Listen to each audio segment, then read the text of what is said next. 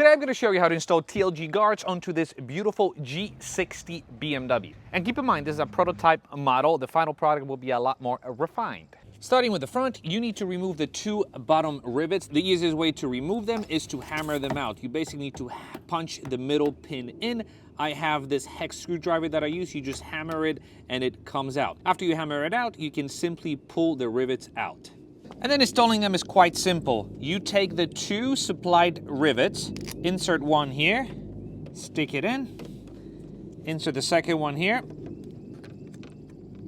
stick it in, push it in, and then last, take the supplied screw and drive it here directly into the liner.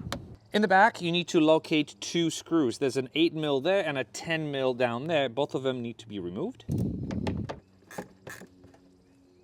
And then you take your flap, put the bottom screw in, align it with the hull, hand tighten it, and then take the upper one, align it with the hull, and hand tighten it. Then you take your wrenches and tighten it, but you don't want to tighten it too much as to bend the flap.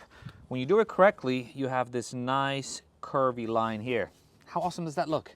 And this is the final product. They are barely visible. They sort of match with the plastics if your BMW G60 has plastics at the bottom, but they also protect the side of your precious investment from getting sandblasted and whatnot. These are a no-brainer for all BMWs out there, and we are working very hard to produce TLG guards for all BMW makes and models, and a lot more. Thanks for watching. You can get them down below.